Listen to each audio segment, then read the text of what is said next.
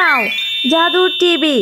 তুমি এখান থেকে ইচ্ছে মতো টিভি নিয়ে দেখতে পারো, আবার এখান থেকে টিভি নিয়ে তুমি বাজারে বিক্রিও করতে পারবে। এই টিভিগুলো বিক্রি করলে তুমি খুব ভালোভাবে থাকতেও। জিনিস খুব পুরনো আর ভেঙে যেন না যায় বন্ধু। হ্যাঁ রে জুমা, এই কার্টুন ভিডিওটা তো খুব সুন্দর, দেখে তো আমার খুব মজা লাগছে। দুই বন্ধু কি সুন্দর করে খেলা করছে। এই কার্টুনটার নাম কি রে জুমা? এই তুই চুপ থাকবি? তোর জ্বালায় তো আমি ঠিক মতো টিভি দেখতে পারি না। টিভি দেখার সময় সব সময় তুই কানের কাছে বসে কথা বলিস, এত জ্ঞান জ্ঞান করবি না তো। বুঝিস না যখন, তখন তোর আর টিভি দেখা লাগবে না। যা তো এখন শান্তিতে আমাকে একটু টিভি দেখতে দে। এই টিয়া, এই কোথায় গেলি রে তুই? এই মেয়েটাকে নিয়ে আমি আর পারি না। ঘরে যে কত কাজ পড়ে আছে, আর এই মেয়েটা কোথায় গিয়ে যে পড়ে আছে কে জানে বাপু। কি হয়েছে মামি, এত ডাকাডাকি করছো কেন? ডাকাডাকি করবো না তো কি করব? তোর নাম ধরে কীর্তন গাইবো নাকি? হ্যাঁ, ঘরে যে এত কাজ পড়ে আছে, এইসব কে করবে শুনি? তুই এতক্ষণ কি করলি শুনি? মামি, আমি তো গোছানো সব কাজ করে ফেলেছি। থালা বাসন মেজেছি, ঘর ঝাড়ু দিয়েছি। এখন আমি জুমার সাথে বসে একটু টিভি দেখছিলাম মামি। কি, তুই কাজ ফেলে টিভি দেখছিস? আবার এত বড় মুখ করে বলছিস যে কাজ করে ফেলেছিস? কোথায় কাজ শেষ করেছিস রে টিয়া? তুই তো এখনো চুলায় আগুনই ধরাসনি, আবার এত বড় বড় কথা বলছিস। মামি, তুমি আমাকে আর বকো না। আমি এক্ষুনি গিয়ে রান্না বসাচ্ছি। মামি, রান্না হলে আমাকে একটু টিভি দেখতে দিও। আমার না টিভি দেখতে খুব ভালো লাগে। যা, আগে গিয়ে রান্নাটা শেষ কর, পরে ভেবে দেখবো টিভি দেখবি কি না। বাবা মা, তোমরা আমাকে রেখে কেন চলে গেলে? আমাকেও সাথে করে কেন নিয়ে গেলে না? আমার যে এত কাজ করতে আর ভালো লাগে না।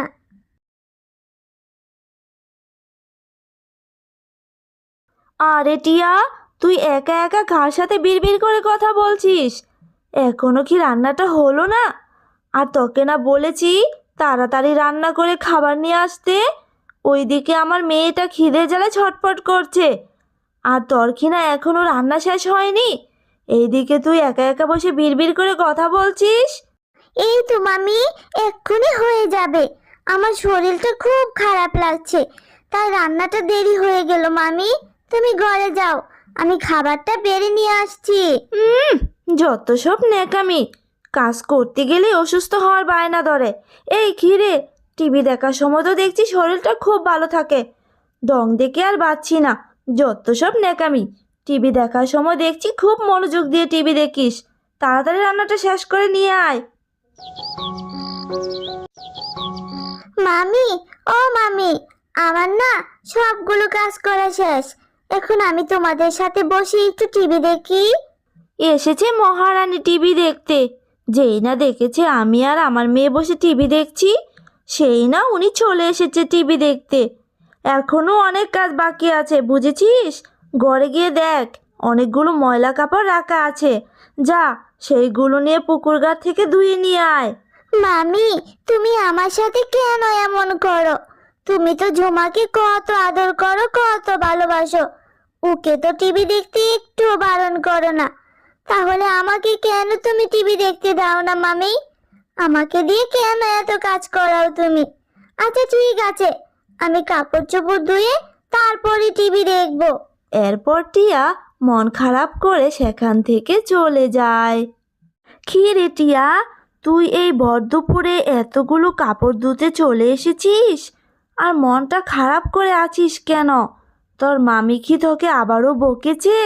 কাকিমা, আমার শরীরটা না ভীষণ খারাপ লাগছে। কাকিমা, আমার মনটাও খুব খারাপ।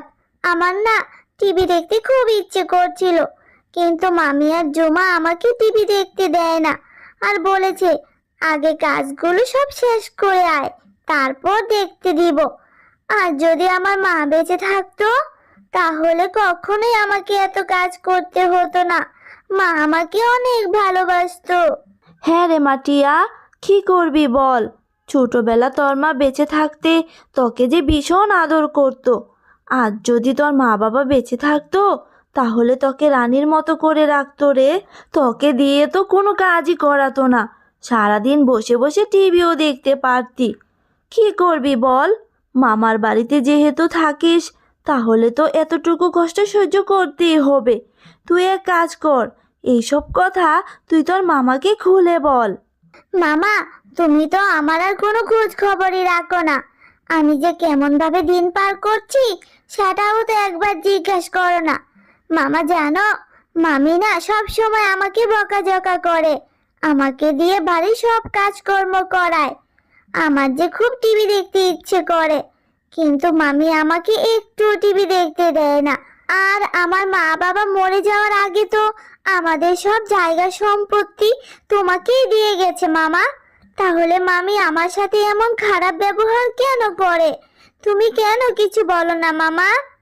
টিয়া, তোর মামি যদি সত্যি এমনটা করে থাকে তাহলে তো অনেক বড় অপরাধ করেছে রে মা। তোর মা বাবা মারা যাওয়ার পর তোর সম্পূর্ণ দায়িত্ব আমি নিয়েছি। আচ্ছা দাঁড়া, আমি আজই তোর মামির সাথে কথা বলছি। টিয়া যখন মামার সাথে কথা বলছিল তখন ঘরের বাইরে থেকে মামি সব কথা শুনছিল। এই ছোট লোক শেফার বাচ্চাকে আজ আমি মজা দেখাবো। আমার নামে নালিশ করছে মামার কাছে, দাঁড়া আজ তোর খবর আছে।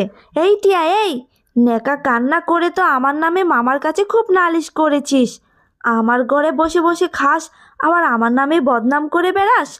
এক্ষুনি আমার বাড়ি থেকে বের হয়ে যাবি, না হলে আজ তোকে মারতে মারতে আমি মেরেই ফেলবো।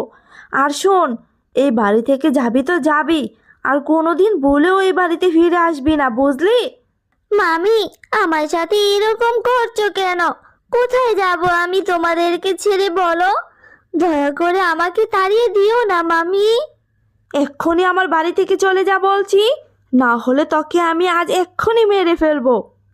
এরপর টিয়া মামির ভয়ে বাড়ি থেকে চলে যায়, আর টিয়া বাড়ির পাশে লাউ পুকুরের সামনে দাঁড়িয়ে কাঁদতে থাকে। মা বাবা, তোমরা আমাকে কোথায় ফেলে চলে গেলে? আমার যা আর ভালো লাগে না। তোমরা আমাকে তোমাদের সাথে করে নিয়ে যাও। আমি যে আর বাঁচতে চাই না। বাবা মা, আমাকে তোমাদের সাথে করে নিয়ে যাও। ছোট্ট টিয়া, তুমি এইভাবে কান্না করছো কেন? তোমার কিসের এত দুঃখ আমাকে বলো, আমি তোমার সব দুঃখ শেষ করে দিব। এরপর টিয়া জাদুর লাউ গাছের কাছে সব কথা খুলে বলে। আহারে, তোমার সাথে তো দেখছি অনেক অন্যায় হয়েছে। দাঁড়াও, আমি তোমার সব সমস্যার সমাধান করে দিচ্ছি। এই নাও জাদুর টিভি, তুমি এখান থেকে ইচ্ছে মতো টিভি নিয়ে দেখতে পারো। আবার এখান থেকে টিভি নিয়ে তুমি বাজারে বিক্রিও করতে পারবে। এই টিভিগুলো বিক্রি করলে তুমি খুব ভালোভাবে থাকতেও পারবে, তোমার আর কোনো দুঃখ থাকবে না। তুমি সত্যি বলছো লাউ গাছ? এখন থেকে আমি টিভি দেখবো? ও কি মজা! আর আমি এই টিভিগুলো বিক্রি করে আমার জন্য সুন্দর করে একটা ঘরও বানাবো। এরপর টিয়া টিভিগুলো নিয়ে বাজারে চলে যায়। টিয়ার টিভিগুলো দেখতে খুব সুন্দর ছিল, আর সস্তা হওয়ায় সবাই খুশি মনে টিয়ার কাছ থেকে টিভিগুলো কিনে নিয়ে যায়। আর এইভাবে টিয়া টিভি বিক্রি করে সুন্দর একটা বাড়িও বানিয়ে ফেলে। হ্যালো বন্ধুরা, গল্পটি ভালো লেগে থাকলে চ্যানেলটি সাবস্ক্রাইব করে দিও, আর পাশে থাকা বেল আইকনে প্রেস করে আমার পাশেই থেকো। ধন্যবাদ সবাইকে।